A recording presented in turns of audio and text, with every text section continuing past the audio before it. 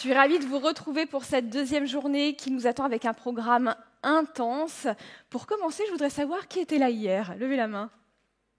Vous avez été formidables hier. Je donne une petite explication à ceux qui n'étaient pas là. Je voulais vous surprendre pour cette troisième année et j'avais prévu un petit sketch qui s'appelait sur mes fiches « Sketch patriotique ». Je commençais la Marseillaise, quelqu'un m'interrompait et c'était évidemment un chanteur époustouflant qui chantait la Marseillaise sur Berlioz. Sauf que Théo Tapiero m'avait prévenu « Faites attention Virginie, ici, les gens chantent la Marseillaise ». Et je me suis dit « Ça va, si je commence avec la première ligne », ils n'auront pas le temps de suivre. Mais vous vous êtes levé comme un seul homme et vous avez entonné la Marseillaise. Le sketch ne s'est pas déroulé comme prévu, mais c'était un moment magique. Donc, merci à vous, Saint-Raphaël, pour votre chaleur, pour votre fierté d'être français, pour le bonheur que vous avez à partager ces moments avec nous.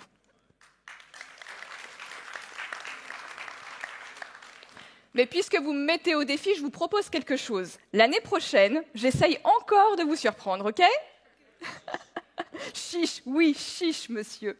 Donc aujourd'hui, on a 4 sublimes conférences avec David Engels pour parler de l'Antiquité, Didier Le Fur pour parler d'histoire de l'art, Jean-Christophe Buisson pour le nazisme et le bolchevisme, et on finira l'après-midi avec Marc Menant pour parler de la laïcité, et on se retrouvera à 21h ici même pour la pièce de théâtre « De Gaulle apparaît en songe à Macron ». Et on va commencer tout de suite notre après-midi très chargé. J'ai le plaisir d'accueillir David Engels.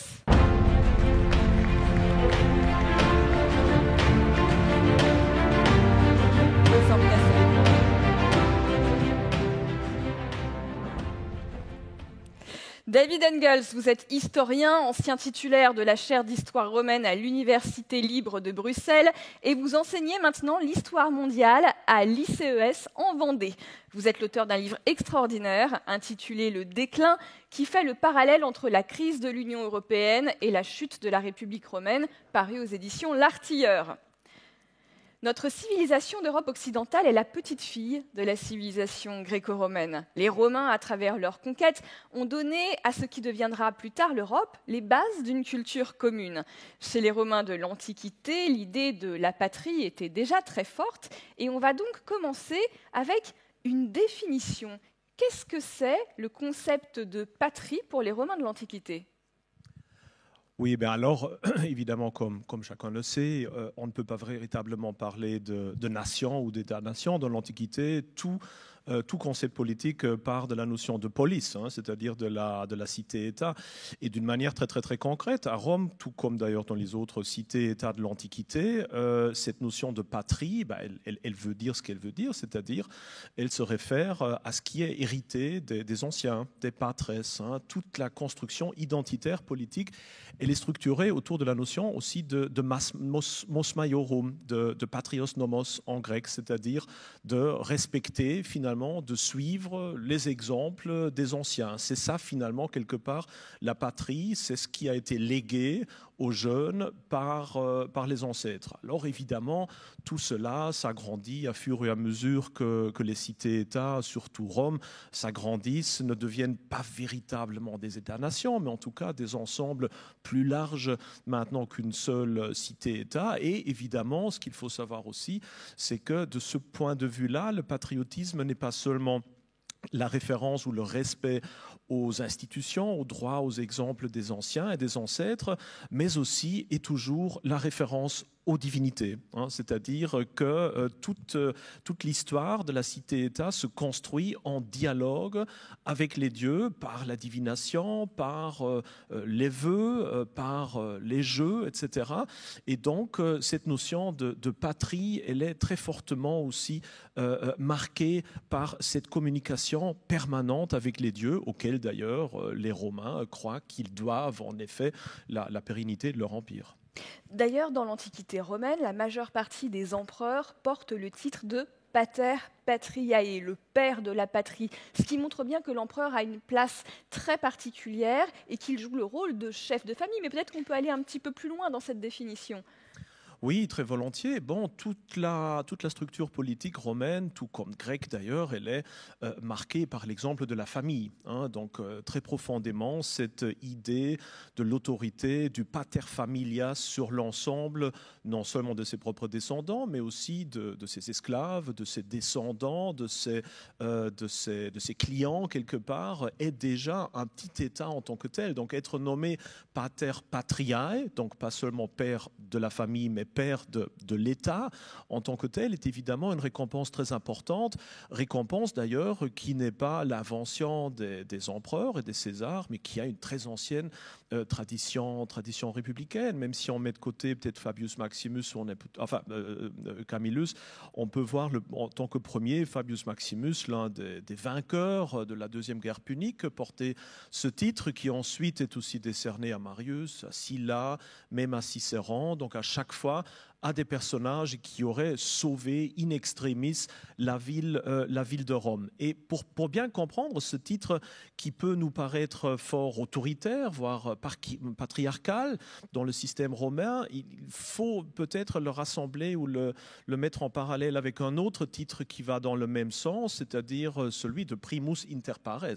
On est dans un système... Premier entre ses pairs. Exactement, on est dans un système républicain qui est profondément nobilitaire, qui est régi par une élite assez égalitaire, si on le veut. Et donc, il ne s'agit pas nécessairement d'être le premier qui domine les autres, mais plutôt être un premier parmi des égaux. Et donc, être pater patriae, ce n'est pas nécessairement donc un signe de suprématie, mais plutôt un signe de distinction qui ressemble à beaucoup de niveaux à ce qu'on peut trouver d'ailleurs dans le compte-rendu d'activité d'Auguste, quand il va dire qu'il ne possède pas plus de compétences juridiques, de potestas que ses collègues, mais en revanche qu'il a plus d'auctoritas, donc plus de charisme, plus de standing social, pourrait-on dire, que les autres. C'est tout ça qui rentre dans ce titre de pater patriae qu'on peut juste comprendre finalement sur base républicaine. Alors aujourd'hui, on pourrait se dire qu'on a associé le terme de patrie et le terme de conquête à travers l'idée de la colonisation. Est-ce que dans la Rome antique, la patrie sous-tend l'idée d'aller conquérir de nouveaux territoires? Parce que c'est le problème de Rome depuis la République, hein, c'est étendre son territoire jusqu'à créer un vaste empire territorial.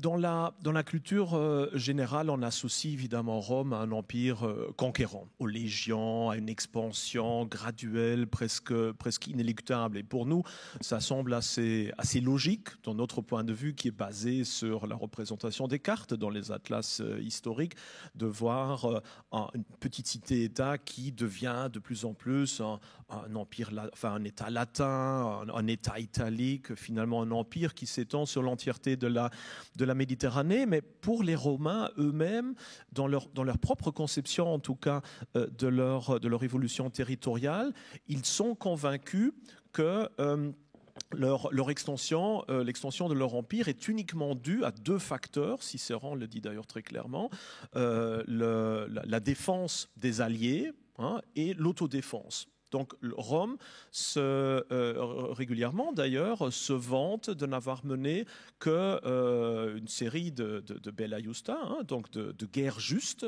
quelque part, qui n'ont pas été menées dans un but d'extension territoriale, mais de défense, d'autodéfense, défense des alliés. Et vu que les motifs à chaque fois auraient été des motifs purs, alors les dieux auraient récompensé Rome par la victoire militaire. Ça, c'est une clé de lecture, mais qui est très importante pour la vision romaine. L'autre, plutôt a posteriori, tel qu'on trouve chez Virgile, par exemple, qui parle très célèbrement que l'objectif des Romains, c'est parcere victos, mais debellare superbos. Donc il faut... C'est-à-dire, traduisez le latin. Oui, qu'il faut protéger les vaincus, mais en même temps mener la guerre aux arrogants et aux superbes. Et donc, après, finalement, dans l'Empire, il y a cette vision plutôt défensive de l'Empire qui est transformée dans un genre de mission divine initiale qui aurait visé d'emblée cette extension impériale telle que nous, on la connaît surtout. Donc imaginons cet empire romain. Bon, la Méditerranée, vous l'avez en tête, vous la voyez tous les jours. Maintenant, imaginez un empire qui fait tout le contour de la Méditerranée, qui englobe l'Afrique du Nord jusqu'à la frontière du Soudan, qui va monter au nord jusqu'aux limites de l'Écosse, et d'est en ouest, ça va aller quasiment de la Turquie actuelle jusqu'au Portugal. Donc c'est vraiment un empire gigantesque, avec des peuples qui sont différents. Est-ce que les Romains mettent en place une sorte d'intégration? Est-ce qu'ils veulent romaniser les peuples locaux nouvellement conquis? Ou, si je veux être trivial, l'Empire romain, c'est un peu le McDo, restez comme vous êtes, pas venez comme vous êtes, mais restez comme vous êtes. Il n'y a pas vraiment de concept initial, ça il faut le dire aussi, c'est une expansion qui se passe sur des siècles, qui est en grande partie aussi le fruit du hasard. Rome accumule certains territoires, se pose d'ailleurs dès le moment où Rome franchit l'Italie cette question, mais qu'est-ce qu'on va faire des territoires qui sont situés au-delà de la... si on veut dire de la culture purement italique. Ça commence déjà avec la conquête de la Sicile, qui est donc majoritairement hellénophone, où on se pose la question, mais comment est-ce qu'on va administrer tout cela? Là va naître notamment la notion de province, où le but, très clairement, n'est pas un but d'assimilation culturelle, en tout cas au début, mais plutôt de domination militaire et puis d'exploitation fiscale. Donc c'est presque d'une manière, disons, involontaire, que Rome doit faire face à la volonté d'auto-romanisation des élites locales qui veulent devenir des citoyens romains, ou Rome, pendant tout un moment, plutôt freine pour ne pas trop diluer cette identité. Bon, à partir du moment où finalement, au milieu du IIe siècle avant le Christ, Rome devient véritablement un empire méditerranéen, cette vision de l'empire et surtout de l'identité culturelle va de plus en plus se greffer sur une vision développée déjà dans le monde hellénistique, notamment deux concepts. D'abord, le concept d'humanisme. Rome devient porteur ou porteuse d'une certaine notion de civilisation, d'humanité, qui est liée à une certaine bienveillance, à une certaine régularité dans l'administration, dans une certaine, une certaine culture des grands textes aussi de la civilisation grecque, et en même temps sur des concepts développés par les stoïciens, notamment donc ce mouvement philosophique hellénistique qui clame que, au fond, même si nous sommes des citoyens d'une certaine police, d'une certaine ville, nous sommes finalement aussi citoyens du monde. C'est cette notion de cosmopolitesse, de cosmopolite qui va naître dans cette philosophie stoïcienne, et que les Romains, en tant qu'étudiants, si on veut dire, de culture grecque, vont rapidement aussi découvrir comme un vecteur d'autolégitimité de l'Empire romain, qui, s'étendant sur l'entièreté donc du monde hellénisé, donc de ce point de vue-là civilisé, a aussi l'objectif et la mission donc d'être le moteur, d'être l'instrument de la psyché, c'est-à-dire du destin mondial, qui veut que, in fine, chaque territoire puisse s'unir aux autres et se fondre dans une certaine vision humaniste, évidemment d'inspiration très clairement hellénistique. Bon, là, je crois qu'on a bien compris que notre civilisation occidentale est vraiment la petite fille des Gréco-Romains. Là, je ne pourrais pas le formuler plus clairement. Vous avez commencé à évoquer le fait d'être citoyen romain. Citoyen, c'est quelque chose qui nous parle beaucoup à nous, Français. Ça nous parle de la Déclaration des droits de l'homme et du citoyen. Ça nous parle de notre volonté de faire partie de la même société. Mais tous les mots change un petit peu de sens au fil des millénaires. Je voulais donc vous demander, cher David, qu'est-ce qu'un citoyen romain, et surtout qu'est-ce qui fait la différence entre deux hommes à Rome, et il me semble bien que c'est le fait d'être libre ou pas. Oui, il y a la notion de liberté, mais il y a évidemment, c'est aussi une invention romaine, une très grande gradation dans les droits. Donc vous avez les esclaves et les hommes libres. Mais là aussi, vous avez des hommes libres qui sont citoyens d'autres cités, même s'ils habitent à Rome. Et puis, vous avez des citoyens romains qui, eux, ne doivent pas nécessairement habiter uniquement à Rome, mais qui peuvent être installés un peu partout aussi dans l'Empire romain. Être citoyen romain, ça veut surtout dire, dans la construction identitaire romaine, d'avoir le droit in fine d'être jugé par un tribunal romain. C'est essentiellement comme ça que ça se passe. Donc même si vous êtes en même temps citoyen d'une ville grecque ou quelconque et qu'il y a quoi que ce soit comme problème ou comme litige, à la fin, vous pouvez toujours dire « je n'accepte pas le verdict de cette cité-là, je suis citoyen romain, j'ai le droit d'être jugé à Rome ».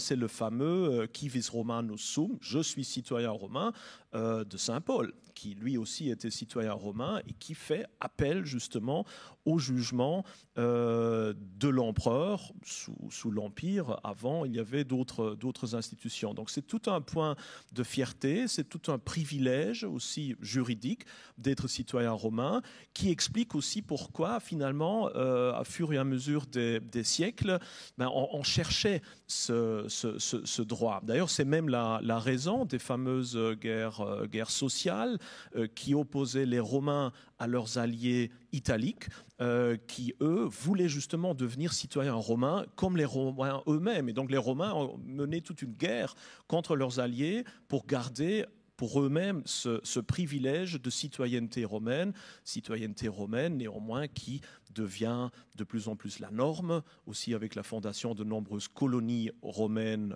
très loin au-delà de l'Italie, et qui va alors mener sous Caracalla à cet acte unique, c'est-à-dire de généralisation du droit de citoyenneté romaine sur tous les hommes libres à peu près de l'Empire.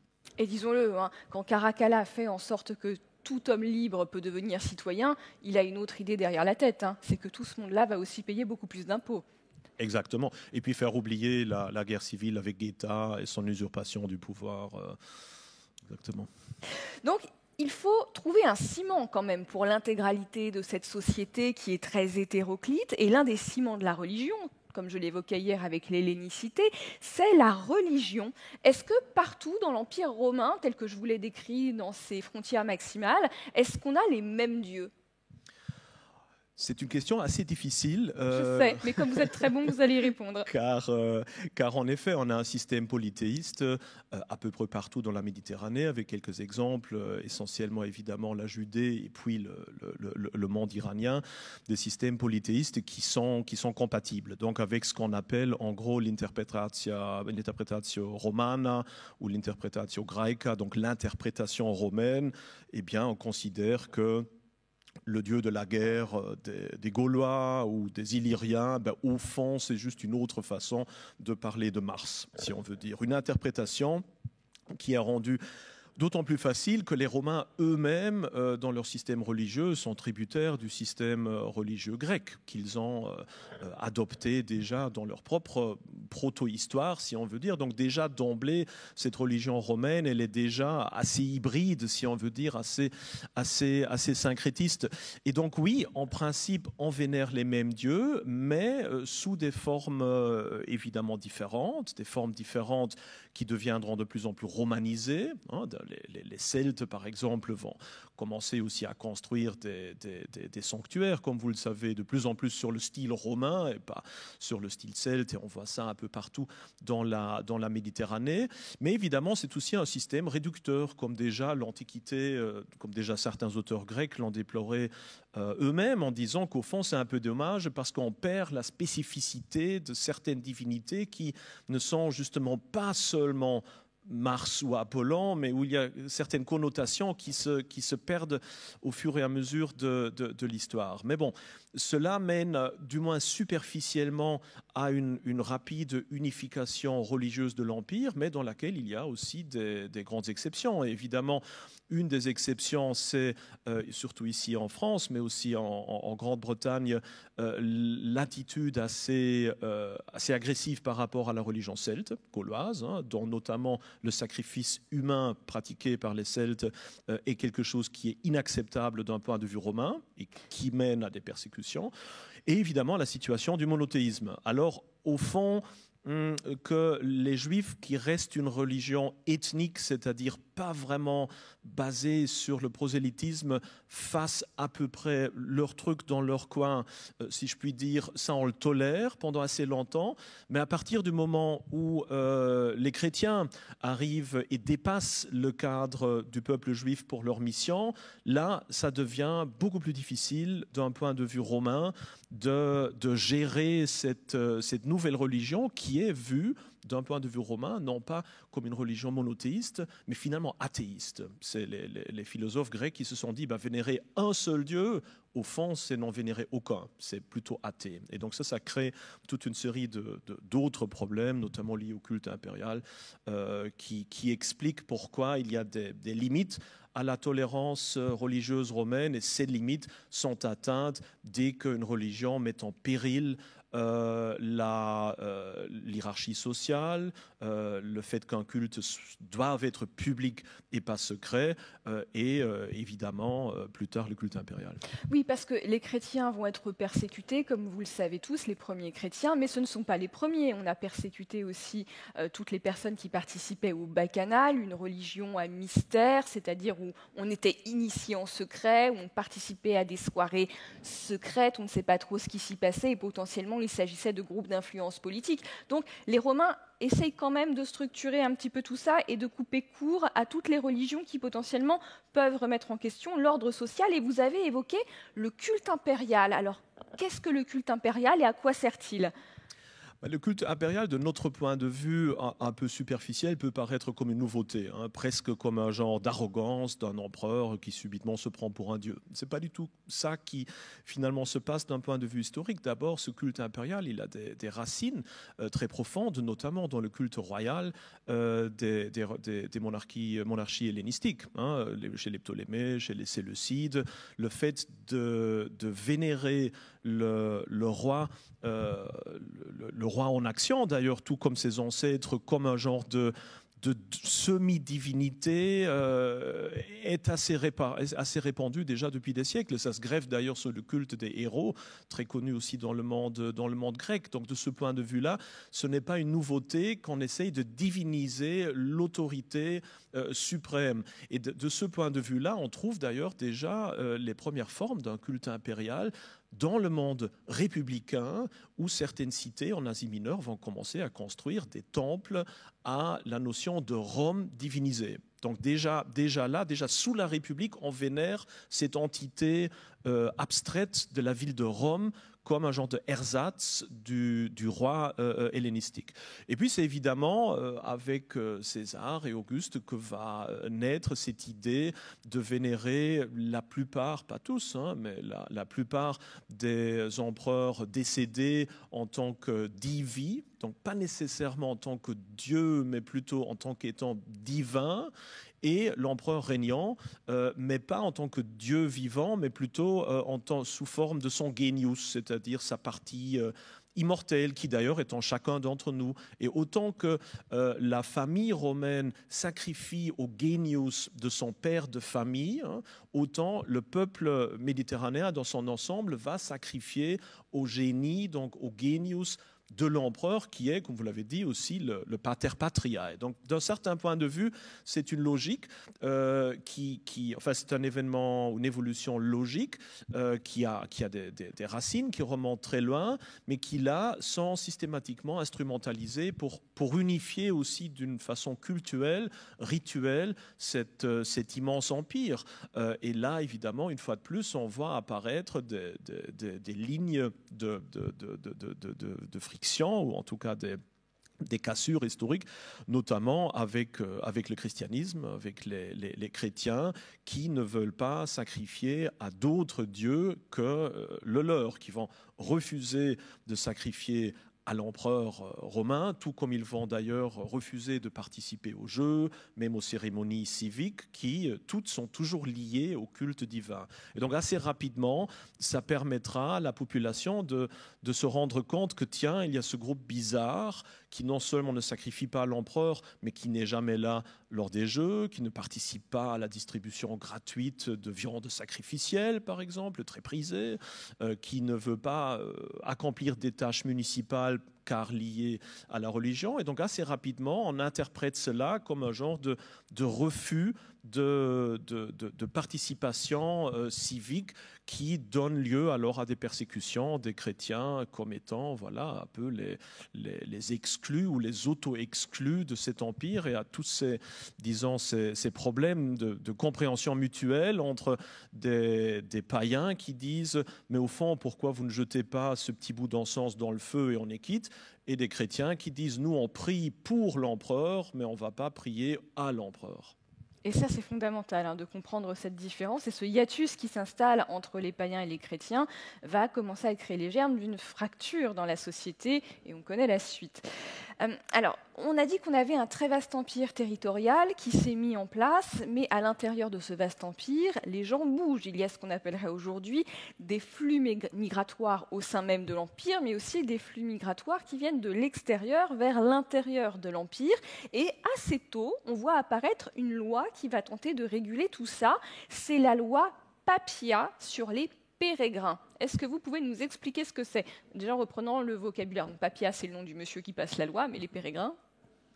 Voilà, tout à fait, sur les habitants de Rome qui ne sont pas des citoyens romains, mais qui sont installés là. Donc si on veut dire des gens qui ont le droit de séjour, mais pas le droit de cité, si on veut faire un peu le parallèle. C'est une loi qui remonte d'ailleurs déjà plus loin. Il y a déjà Pennus en 126 avant le Christ qui avait déjà fait décider une loi un peu similaire et qui est basée sur précisément ce que vous venez de décrire, c'est-à-dire qu'il y a cette tendance à l'urbanisation extrême à la fin de l'époque républicaine et hellénistique aussi, où non seulement des villes comme Rome, mais aussi des villes comme Naples, comme Syracuse, comme Alexandrie, comme Antioche deviennent véritablement des immenses mégapoles avec un demi-million d'habitants très aisément, comme Antioche qui est longtemps la ville la plus grande du bassin méditerranéen. Et là vont se retrouver non seulement les citoyens de ces villes-là, mais aussi toute une série d'autres personnes qui sont à la recherche d'emploi, d'aventures, qui ont perdu leur foyer à eux et qui vont aller s'installer dans les métropoles. Alors il y a différents procédés. Il y a d'abord aussi le procédé des affranchis, c'est-à-dire d'esclaves qui sont affranchis par leur maître et qui dès lors deviennent des habitants de la ville, souvent avec d'ailleurs un droit de cité, mais aussi d'autres personnes qui sont à la recherche de quelque chose qui peut nous paraître très moderne, c'est-à-dire de bénéficier du système d'allocation sociale relativement primitif, mais quand même fonctionnel que proposaient les Romains, et pas seulement eux, notamment dans le service des anones, qui veut dire qu'au fond, chaque citoyen romain a le droit de recevoir régulièrement des parties de certaines quantités de céréales, par exemple, de farine, pour survivre. Et donc assez rapidement, au fur et à mesure... C'est la sécurité sociale. Voilà, c'est un peu ça. Et assez rapidement, au fur et à mesure de l'évolution politique, on va agrandir ces quantités, on va dire, tiens, on vous met encore une petite bouteille de vin en plus, tiens, on va vous mettre encore un peu de viande. Donc quelque part, c'est un peu la course à qui offre plus d'anones à la population. Et vu que le système administratif romain a toujours, jusqu'à l'Empire, été extrêmement défaillant, les listes des citoyens ont été très mal tenues et il y a eu de plus en plus d'étrangers qui semblent avoir rentré dans ces listes de citoyens et de profiter aussi de ce système-là. Donc très rapidement, d'autant plus que cette évolution, en tout cas à Rome, se passe en à peine 3-4 générations, les Romains sont confrontés à une situation où ils vivent au milieu d'une foule de moins en moins romaine, d'ailleurs de moins en moins italique aussi, qu'ils sont spoliés d'une partie de leurs allocations, qu'ils ont l'impression que leur droit de vote est exercé aussi par des personnes qu'ils ne connaissent pas très bien. Et donc d'emblée, il y a cette volonté, ok, il y en a trop, il faut les expulser. C'est ça le contenu justement de cette Lex Papia, qui d'ailleurs est de très courte durée, qui ne fonctionne pas très bien parce que d'un point de vue administratif, tout simplement, c'est à peu près impossible de réaliser, mais qui nous semble fort proche quand on pense aussi à nos propres discussions, que ce soit en France, en Belgique, en Allemagne ou ailleurs. Voilà, et c'est vrai que cette loi, elle date de 65 avant Jésus-Christ. Donc vous voyez que ce sont des questionnements que vont très vite se poser les Romains. Vous l'avez évoqué, Rome est un monde cosmopolite, on y bouge, les gens voyagent, il y a déjà des très grandes villes qui vont entre 500 000 habitants, on va monter à 1 million d'habitants à un moment à Rome. Donc vous imaginez quand même la taille de ces cités avec un énorme brassage. Et on voit apparaître à Rome deux mouvements. Ceux qui disent « mais c'est formidable d'avoir ce monde cosmopolite, il faut que tout ça se brasse », et ceux qui vont dire, à l'instar de Juvénal, un grand satiriste du 1er siècle, qui va dire « ouh là là, non, c'est trop compliqué, il y a trop d'étrangers à Rome ». Expliquez-nous un petit peu ces deux positionnements. Est-ce qu'on a tendance à les extrapoler par rapport à ce que nous, historiens, lisons dans la littérature, ou il faut vraiment imaginer que dans les rues de Rome, comme on en parle aujourd'hui sur les plateaux télé, il y a des frictions sur ce sujet ? Je crois que la deuxième position est la correcte, parce qu'il y a tout simplement trop de témoignages, trop de propositions de loi, trop de satire, trop d'allusions, pour avoir l'impression qu'il s'agit juste d'un narratif historique. Donc il y a en effet cette discussion, même si elle se passe sur les lignes un peu différentes d'aujourd'hui et qu'elle a aussi une très vieille histoire. Rome, finalement, vit une évolution que les cités hellénisées avaient déjà vécue depuis pas mal de générations. Quand on lit Polybe, un historien grec qui décrit la population d'Alexandrie, on a à peu près cette même structure narrative en disant il y a trop d'étrangers, il faut les expulser, il faut garder que les Grecs, il y en a trop, on perd notre identité et tout ça. Car en effet, il y a deux, si on veut dire, deux orientations. Il y a d'un côté cette école plutôt cosmopolite qui dit de toute façon le Mare Nostrum, l'oïkumène. Mare Nostrum, c'est notre mer, c'est la Méditerranée. Tout à fait, l'écumène, la Méditerranée, elle est notre maison commune, donc on ne peut pas vraiment être étranger. De toute façon, en tant qu'être humain, on a la même place partout et on a même le même droit partout. Donc il y a cette approche très, très cosmopolite, très, très universaliste d'un côté.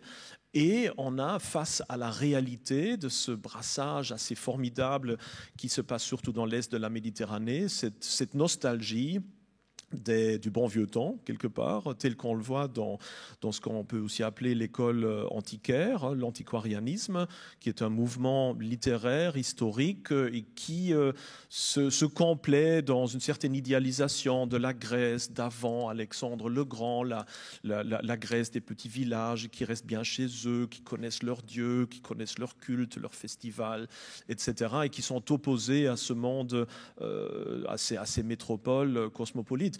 Rome hérite d'un certain point de vue de cette situation-là, qui a un impact immédiat sur le domaine politique, car c'est surtout les populares, donc plutôt l'orientation politique de gauche, si on veut dire, qui capitalise, si on veut dire, cette volonté d'intégration de foules étrangères qui lui amène justement aussi pas mal d'électeurs. Donc on sait les populares, c'est les socialistes en gros de l'Antiquité.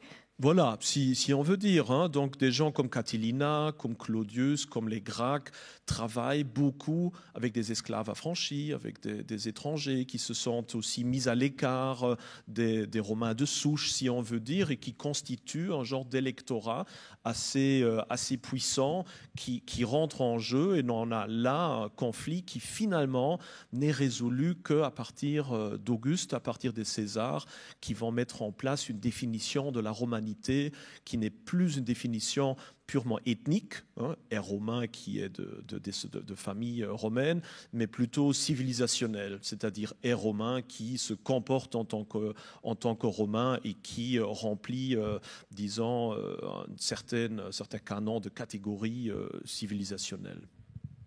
D'ailleurs, les Romains, on va parler de l'administration, on va parler de l'armée, font aussi venir des étrangers à l'intérieur de l'Empire, et ces étrangers, ce sont les esclaves.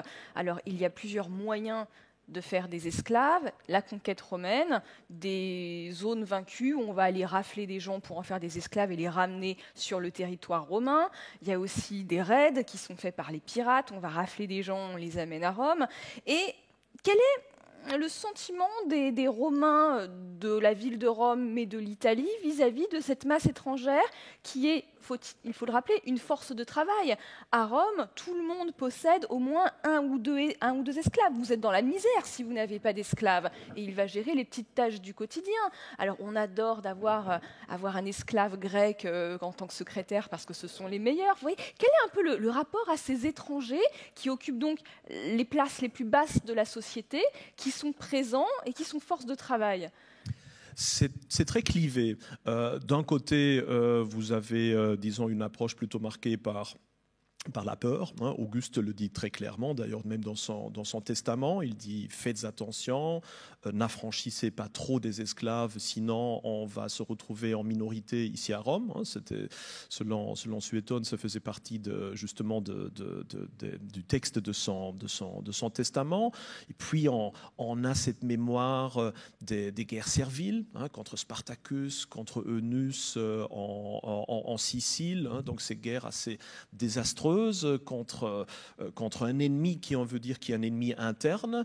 Donc il y a cette mémoire que c'est problématique, mais d'un autre côté, il y a, disons, une approche plus, si on veut dire, plus humaniste qu'on trouve chez Sénèque, par exemple, avec cette attitude grand philosophe du 1er siècle. Voilà, cette attitude très clivée, d'ailleurs que dans l'Antiquité, on a déjà ridiculisé, où Sénèque, qui était d'ailleurs l'homme le plus riche de son époque, et qui devait posséder des dizaines de milliers d'esclaves, écrivait comme ça des petites lettres à ses amis en disant « Voilà, c'est quand même bien d'affranchir ces esclaves, on est tous des êtres humains, etc. » avec des petites histoires sympathiques, tout en ayant évidemment l'entièreté de son propre système économique basé sur l'esclavage. Donc il y a une attitude assez clivée, si on veut dire, et qui, au final, comment dire, disparaîtra seulement à fur et à mesure que l'Empire va stagner au niveau de son extension territoriale. Donc ça deviendra de plus en plus difficile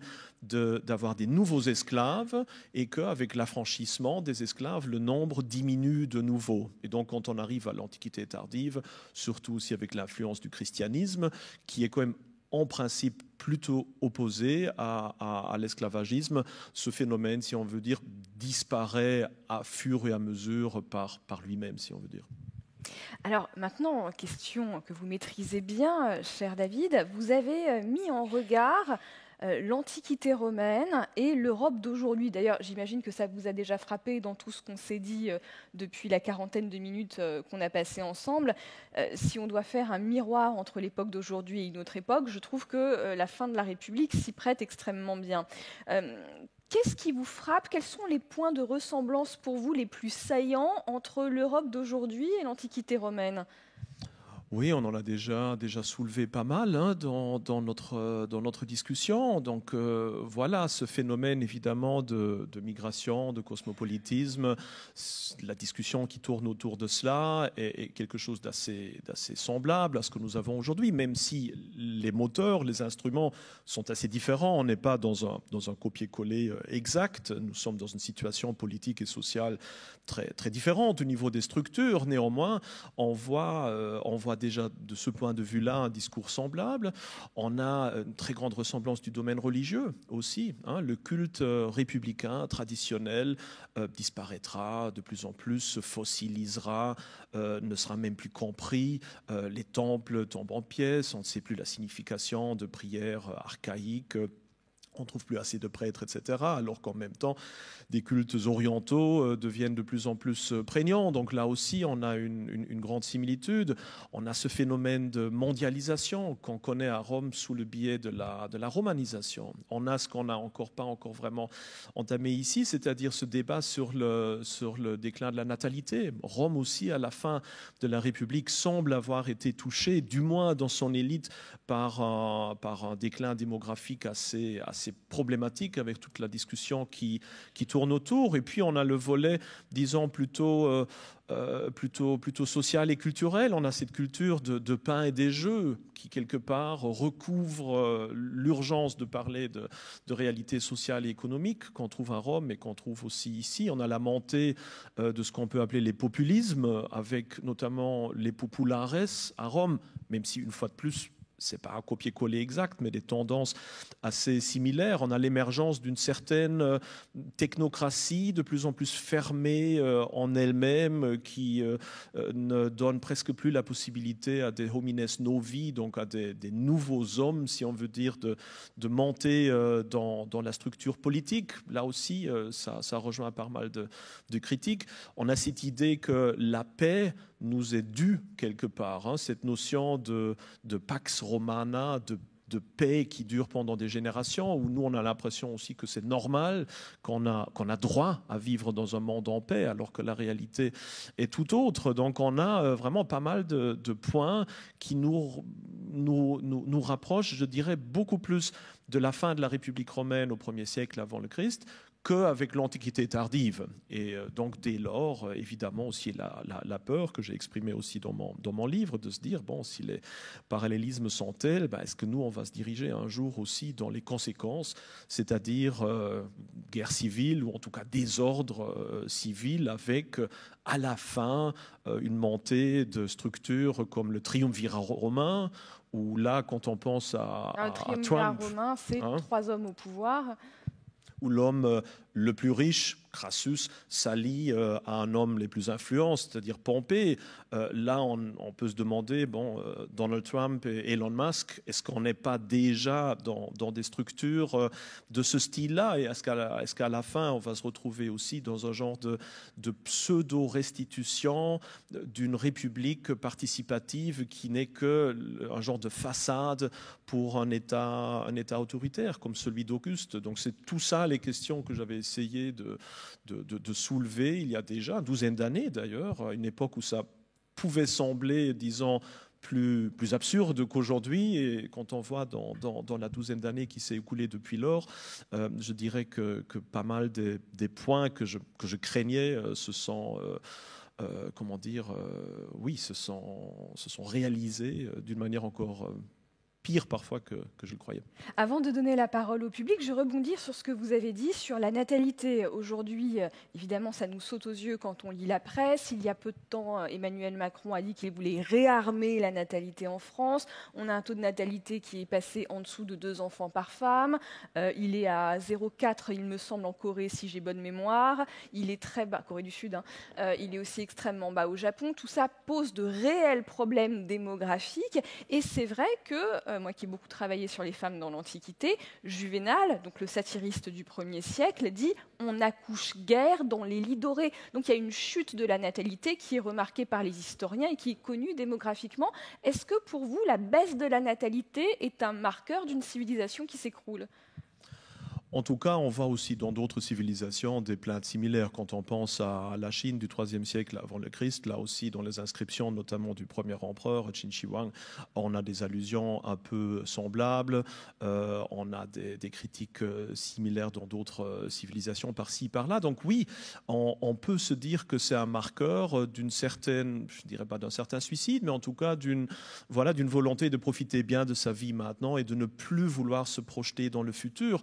Et vu que cet individualisme est tellement, vient tellement de l'intérieur, il est très difficile de le vaincre. Auguste, notamment, avec ses différentes lois, a essayé de faire ce qu'il pouvait pour rehausser, du moins dans l'élite romaine, la natalité, ça n'a pas fonctionné. D'ailleurs, lui-même a été le meilleur exemple, ayant juste eu une seule fille et pas les 2 ou 3 enfants. Oui, alors, la mesure d'Auguste, c'est baisser les impôts et augmenter les droits d'héritage sur les personnes qui ont eu 3 enfants. Hein. Ça passe toujours par l'argent, et ça n'a, pour ainsi dire, pas fonctionné parce qu'il y a eu une très grande résistance de la part des élites.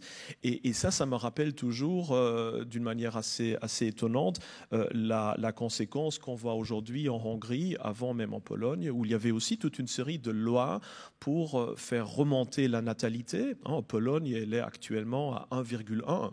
En France, c'est 1,6. En Pologne, c'est 1,1. En Hongrie, c'est à peu près la même chose. Et on voit qu'en dépit des moyens financiers considérables que Viktor Orban, par exemple, a mis dans ce point de budget-là, la natalité hongroise ne remonte pas pour autant. Donc là aussi, on voit bien qu'il ne s'agit pas juste de quelque chose qu'on peut acheter avec l'argent, mais qui fait partie vraiment de l'identité, du plan de vie des individus à Rome qu'aujourd'hui, et donc un parallélisme inquiétant d'ailleurs de plus.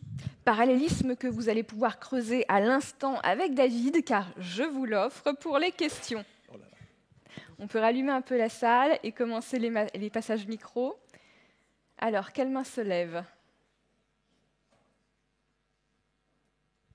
Là, j'ai ici une dame en blanc. Passage micro côté jardin.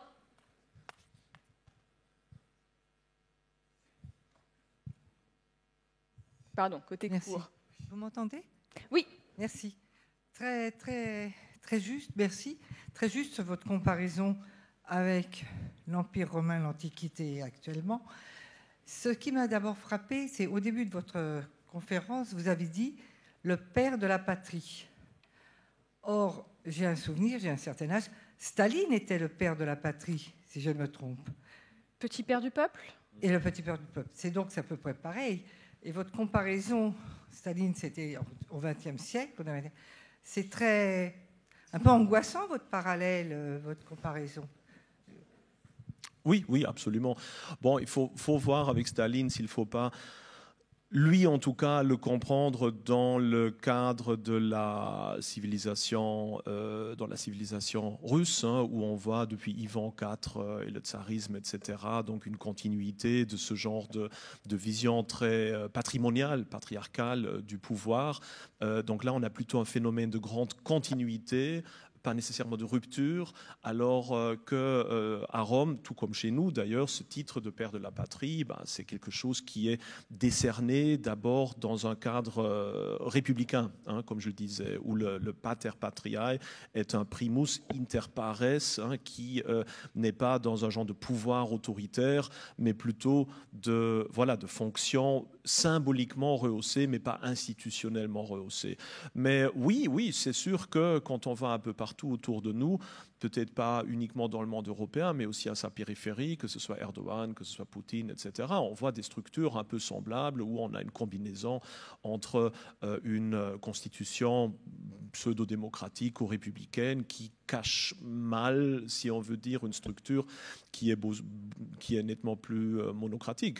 Et c'est ça, au fond, qui est la base de cette notion de principat augustéen, c'est-à-dire tirer les leçons de l'échec de César, hein, qui lui avait voulu imposer par la force une construction institutionnelle plutôt royale, monarchique, pour la remplacer par quelque chose, disons, de nettement plus subtil, si on veut dire, mais qui est un genre de compromis offert à la fois au peuple, à l'élite, de coopération, mais qui ne met pas en doute finalement la supériorité au point de vue du pouvoir du princeps. Est-ce qu'il y a une autre question? Là, Monsieur Buisson. Est-ce qu'il existait sous l'Empire romain un patriotisme d'empire comparable à celui qui existait en Autriche-Hongrie, qu'on voit très bien décrit dans les romans de Joseph Roth ou Stefan Zweig, parce que l'Empire, aussi grand fut-il, d'une certaine manière, protégeait les minorités, les juifs ou les minorités nationales, qui avaient des revendications nationalistes plus tard, mais on voit qu'il y a toute une nostalgie dans les années 20-30 de cet empire assez vaste. Il n'y avait pas de nationalisme autrichien. mais ces minorités se sentaient protégées. Est-ce que sous l'Empire romain, certains peuples qui ont été conquis par Rome se sentaient d'une certaine manière protégés et donc avaient cette forme de patriotisme d'empire qui paraît étrange parce que l'empire est une notion presque administrative et qui ne se réfère pas à une nation, mais il était réel en Autriche-Hongrie. Est-ce qu'il existait sous l'Empire romain ? C'est complexe, il faut dire à la fois oui et non, parce que c'est, en tout cas dans ma vision de comparaison des civilisations, des époques relativement différentes. L'Empire et le patriotisme impérial romain se construit surtout sur base de l'humanité, c'est-à-dire il n'y a pas véritablement de concurrents. Bon, il y a l'empire des Parthes et des Sassanides, mais c'est très loin. Et puis ça appartient à une civilisation très très différente. Donc l'autre de l'empire romain, c'est les barbares. Ce n'est pas un autre empire, si on veut dire. Donc l'autodéfinition de Rome ou de l'empire romain, certes, c'est aussi le passé romain, mais c'est surtout cette notion d'humanité et de civilisation contre la barbarie. Donc si vous cherchez des parallélismes, il faut plutôt en trouver dans l'établissement de l'empire Han, au IIe siècle avant le Christ en Chine, avec l'empire des Gupta en Inde, avec, que sais-je, avec l'empire des Fatimides, etc. Donc avec des États ou des civilisations-États qui se définissent par rapport à la barbarie plutôt qu'à d'autres empires. Dans le cas de l'empire austro-hongrois, il y a d'abord la particularité que l'autre de cet empire, c'est l'empire russe, l'empire allemand, prussien, l'empire français, ou en tout cas la République française, l'empire ottoman. Donc on a toute une série de concurrents qui partiellement font quand même partie de la même civilisation. Et puis, l'approche aussi très différente de l'Empire austro-hongrois qui se greffe plutôt sur l'ancien héritage du Saint-Empire, qui n'est pas un État national gonflé, impérial comme l'Empire napoléonien, par exemple, mais dont le propre, c'est justement cet universalisme catholique qui veut représenter une certaine notion de chrétienté supranationale.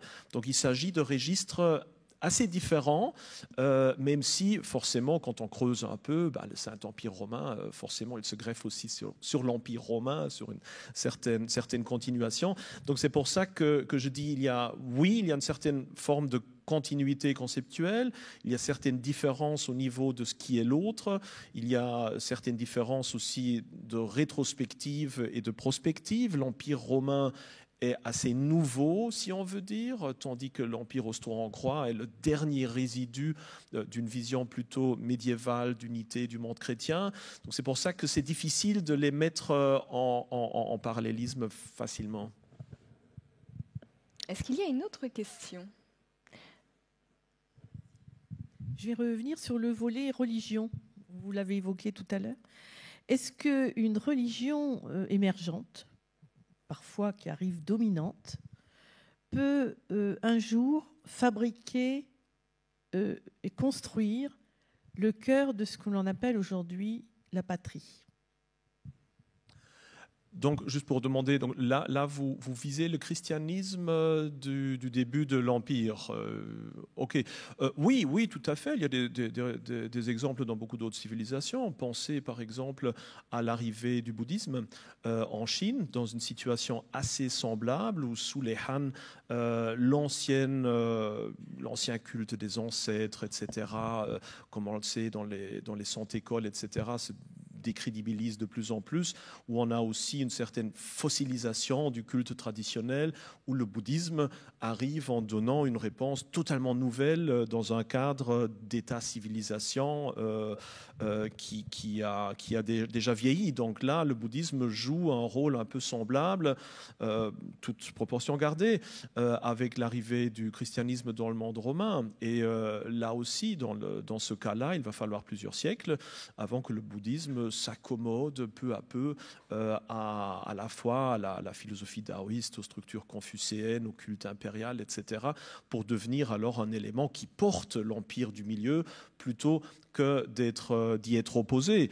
dans le christianisme, on a quelque chose de très similaire, et on pourrait même faire encore un autre exemple, c'est-à-dire l'arrivée de l'islam dans le monde iranien, qui là aussi, à la fin des Sassanides, sous Khosroès Ier et II, c'était de plus en plus fossilisé, si on le veut dire, et l'arrivée de l'islam a mis de côté de plus en plus le zoroastrianisme, donc la religion locale, si on le veut dire, mais après quelques siècles, sous sa forme d'islam chiite, est devenu, si on veut dire, un nouveau porteur de la civilisation iranienne, avec les Seljoukides, les Safawides, etc. Donc oui, dans l'histoire des civilisations, on a régulièrement un état-civilisation final, si on veut dire, dans l'évolution organique de ces grands corps sociaux qui ensuite est transformé, si on veut dire, par l'arrivée d'une nouvelle religion, qu'elle soit vraiment nouvelle ou qu'elle vienne en tout cas d'autre part, et qui, après une période d'accommodation, crée parfois quelque chose d'étonnamment nouveau. Alors, il y avait une main qui s'était levée quelque part dans la travée centrale par là. Madame ? Je voulais connaître votre avis sur le patriotisme national au sein de l'Europe. Nous connaissons malheureusement dans l'histoire la fin de tous les empires, hein, l'Empire romain, l'Empire grec, l'Empire ottoman, l'Empire austro-hongrois, vous venez d'en parler. Quel est votre avis sur le patriotisme naissant national au sein, on ne va pas dire Empire européen, ce n'est pas le cas, mais au sein de l'Europe. Quel parallèle faites-vous de cette évolution? Est-ce que c'est civilisationnel ou est-ce que c'est quelque chose d'autre? Merci. Oui, là aussi une question qui est évidemment très politique, mais là le regard dans l'histoire est intéressant aussi, car on voit bien que sous la République romaine tardive, sous les royaumes combattants en Chine, par exemple, on est loin d'être dans une unité territoriale identitaire. Au contraire, dans l'Empire romain, on a des identités extrêmement différentes. Bon, ce ne sont pas des identités nationales comme chez nous, vu que c'est plutôt basé sur la cité-État, mais néanmoins, il y a une identité italique relativement différente d'une identité macédonienne ou grecque ou pergaméenne ou peu importe. Et d'ailleurs, dans le monde chinois, des royaumes combattants, on a aussi des langues chinoises très différentes, des systèmes d'écriture très différents, d'un vrai patriotisme local de tous ces États combattants. Et in fine, on a une unification impériale romaine ou chinoise. On pourrait parler aussi d'autres civilisations, qui donnera naissance et souvent est accompagnée déjà de cette idée que finalement on appartient quand même à une même civilisation et qu'il vaudrait mieux dépasser les guerres et créer un genre de véritable patriotisme civilisationnel. Et aujourd'hui, on est dans un moment un peu similaire où d'un côté, les anciens nationalismes sont en train de décliner très clairement par rapport à ce que pouvait avoir il y a encore une centaine d'années en tout cas, mais où on n'est pas encore arrivé à un stade civilisationnel, c'est-à-dire le contraire, ou plutôt l'opposé des différentes identités nationales, c'est plutôt une vision très universaliste, très cosmopolite, très humaniste finalement, mais qui néanmoins, tout comme dans les autres empires, ne suffit pas nécessairement à exprimer le propre de la civilisation en question. Et je vois quand même de plus en plus cette idée naître, que ce soit en France, en Allemagne, en Pologne ou autre part, que nous, en tant qu'Européens, évidemment, on est des êtres humains avec nos obligations humanistes. Évidemment, on est les citoyens d'un État et même d'une région ou d'un village, avec ses strates d'identité aussi, mais qu'il y a quelque chose comme une civilisation européenne ou occidentale, ou appelez-la comme vous le voulez, qui s'insère quelque part entre l'identité nationale et l'identité purement universaliste. Et là, l'Union européenne n'est pas encore tout à fait arrivée à ce point-là, parce qu'on est plutôt dans un universalisme assez global, si on veut dire, mais on voit naître, je crois en tout cas ces dernières années, à peu près cette idée que finalement on appartient quand même à une même civilisation, et que voilà, un Français, un Allemand, un Italien, au final, sont quand même nettement plus semblables les uns aux autres qu'ils le seraient, par exemple, à un Chinois ou un Indien. Donc si on suit donc ce genre de parallélisme civilisationnel, si on croit que le comparatisme historique peut nous permettre d'annoncer des évolutions futures, l'Union européenne ou une structure semblable pourrait bien devenir un genre d'État, civilisation, avec son propre mythe fondateur, se greffant peut-être sur le Saint-Empire ou Charlemagne, par exemple, l'Empire carolingien, pour quelque part justifier son existence et se créer sa propre ligne de tradition. Merci David Engels. Je sais qu'il y a encore d'autres questions, mais je dois jouer le rôle de gardienne du temps. Donc on va faire une petite pause. À 15h45, nous allons retrouver ici Didier Le Fur qui viendra nous parler d'histoire de l'art. Et pendant ce temps, eh bien, vous allez pouvoir retrouver David Engels à la sortie de l'auditorium pour dédicacer ses ouvrages. Merci David. Merci bien. Merci. À tout de suite, Raphaël.